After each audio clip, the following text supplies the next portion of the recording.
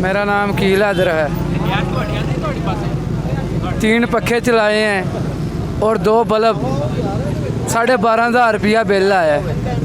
सुबह का 6 बजे का मैं बाहर निकला हूँ, 250 का तेल डलवाया है रक्शे में और 150 रुपया कमाया है। कोई भी सवारी बैठती है वो यही रोती है किराए को। पेट्रोल इतना महंगा हो गया है, अब क्या आदमी करे।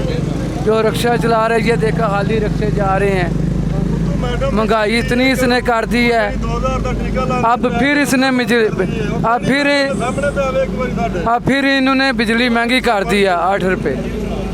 आगे 12,500 बिल आया था, अब क्या बिल आएगा। ना तो एयर कूलर है, ना कोई एसी है, ना बिजली है, फिर भी इतना बिल आ रहा है।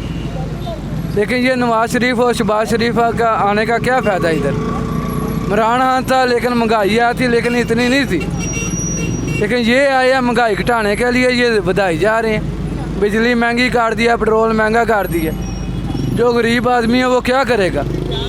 हमारे मसाए हैं वो 1-2 दफ़ा रोटी भी नहीं खाते हैं, हमारे घर भी नहीं पकती।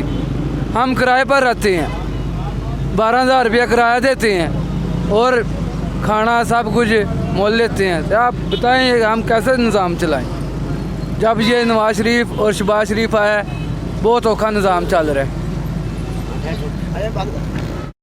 एसी चल रहा होता है और तकरीबन उसमें 6-7 रूट ऐसे हो ऐसे कुछ टोटल 6-7 सवारियाँ होती हैं। ये नहीं कि वो एक बटन वहाँ पे डाल दिया, एक सफेद आती पाल दिया ना, उसका वो बजट पूरा होता है। अभी उस पर सब्सिडी दे रही है उसके अखराजात पूरे करने के लिए। तो ये नहीं कि एक ये इम्पोर्टेड हुकूमत है, ना एक साथी जोड़ रहा है इनको। बस हुकूमत का है, हुकूमत पे हमारे आगे पीछे प्रोटोकॉल हो, इनको ना कोई अवाम का है, ना कोई इस्लाम का है, ना कोई मुल्क का है, इनको कुछ का पता नहीं है। AWTV की तरफ से अब्दुल वहीद, अल्लाह हाफिज़।